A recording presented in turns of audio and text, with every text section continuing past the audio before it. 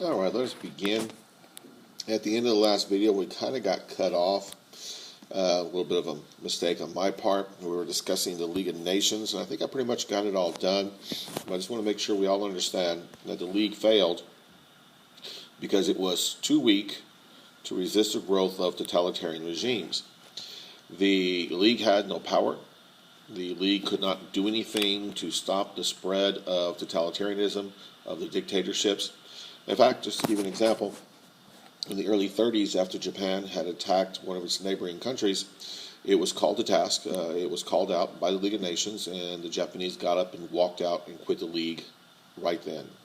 So the League was a good idea, but it just never really fulfilled that idea because it had no power. Therefore, it failed.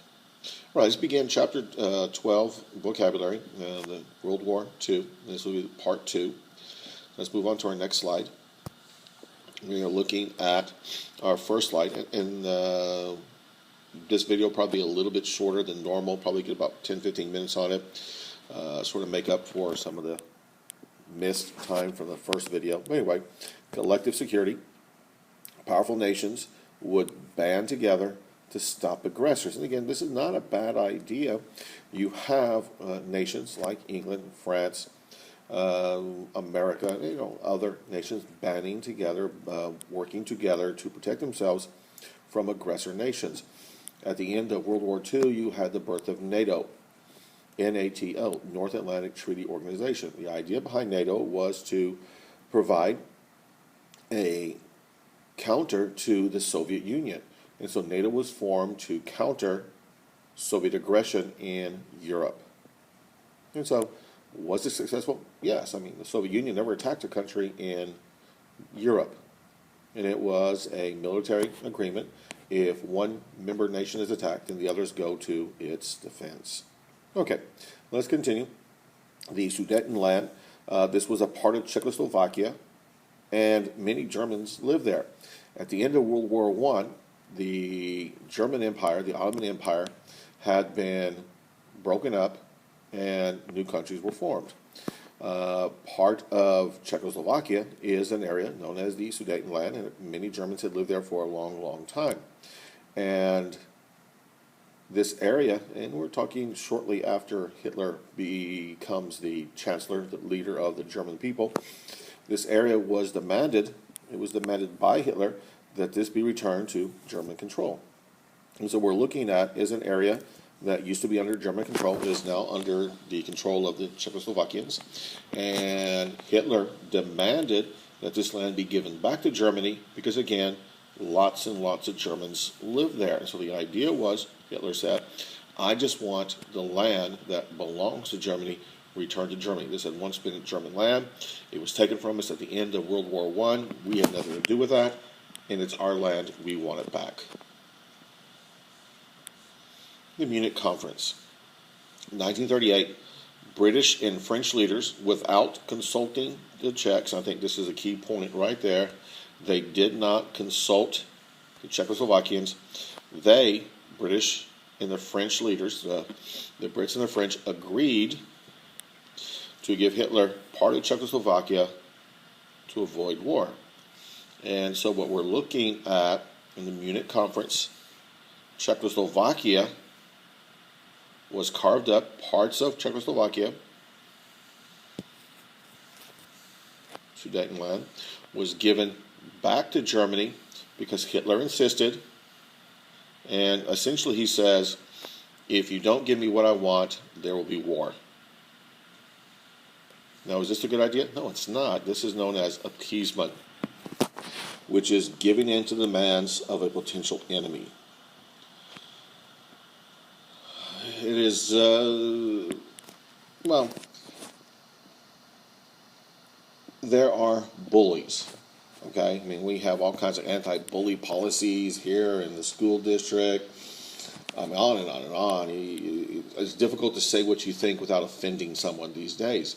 But again, there's a difference between offending someone because you happen to believe differently than they are and bullying them. Okay, with that being said, and that's not really on topic, let's get back to topic. To appease someone is essentially to give in to a bully. I was told as a child, I told my own children, if a bully is picking on you, the best way to deal with it, hold on. Teacher, Mr. Antonio Mercado. Lucky you, I'm back. So anyway, I was told by my father, and I told my children, if a bully's picking on you, the best thing to do is just punch him in the nose. Bullies are essentially cowards and have been forever. But by giving in to their demands, by giving the bully what they want, it just emboldens them. It makes them think that they can get away with it again and again and again. If they get away with it once, they're going to try it again and again and again. And so if you give in to the bully once, you'll be giving in to that bully again and again and again. And so in this case, the bully is Hitler. What does he want? Well, he wants the Sudetenland. Where does he get it? He gets it at the Munich conference. Why? Because the leaders of France and Germany, leaders of France and England, appeased him and said, you know what, oh my God, no, leave us alone, we're scared. And so he said, give me what I want or else. And they said, okay, here it is. You give in to a bully, he's going to want more and more. Our last topic on this page, Blitzkrieg. This consisted of a series of rapid, coordinated movements by airplanes, tanks, and troop carriers, along with infantry. Blitzkrieg essentially is a German word that translates into lightning warfare. The Blitzkrieg was the new form of war. And I think one of the key word here is rapid. After World War I ended, France built what is known as the Maginot Line, a series of steel, concrete, reinforced bunkers and trenches along the French-German border. The French believed that the next war, they believed there would be another war, the French believed that the next war would be fought like the last war. So they planned World War II as if they were going to fight a newer version of World War I. Germany, once Hitler became the leader of the German people and the German military, he did not plan to fight the next war with the last war's weapons. He planned to fight the next war with the next generation of weapons. And so these weapons were, again, airplanes, tanks, troop carriers, and the infantry themselves. They were faster, better coordinated. They were faster, bigger, stronger, more powerful.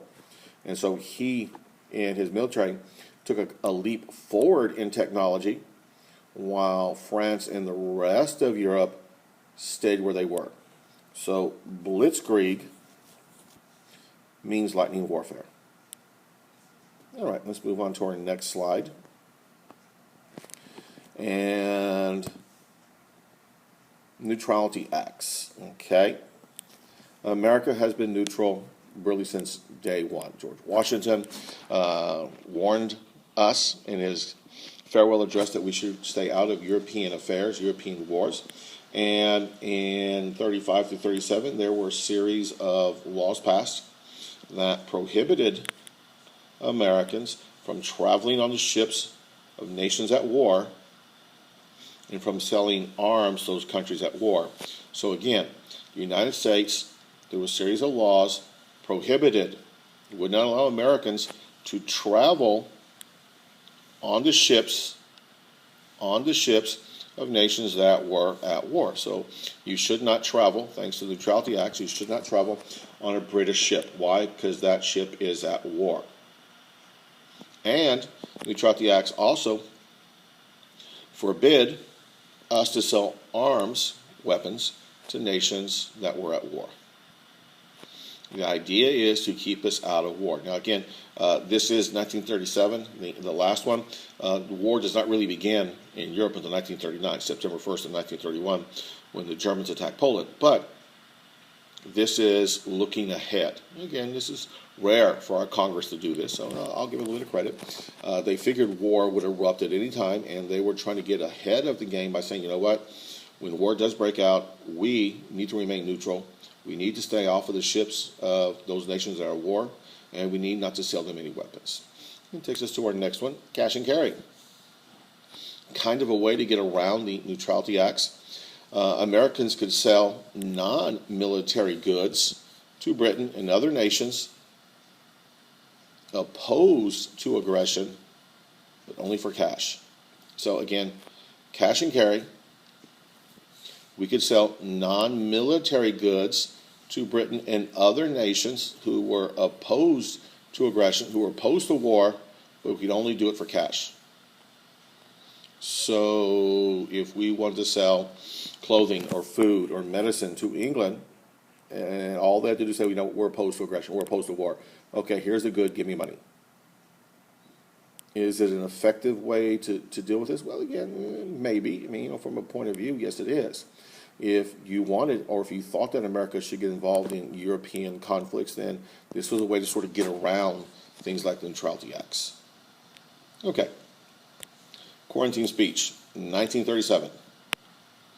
After Japan invaded China, I think I made mention earlier how the Japanese had invaded one of their neighbors. China was it. FDR warned Americans of the growing unrest in the world and suggested that powerful nations had to act together to quarantine, to isolate aggressive nations. Now, this has a lot of merit. Let's take a few moments to look at it, and we'll kind of sort of cut this video a little bit short because, again, the first one was shorter. We'll make this one about 12 to 15 minutes. That, again, will give us about 25 minutes or so for the two of them, which is about right. So FDR warned Americans that because of the growing unrest in the world, he suggested that powerful nations act together to quarantine, to isolate those aggressor nations. Well, if we go back to one of our terms before, let's just go back real quickly. Here we are, collective security, nations banding together to stop aggressors.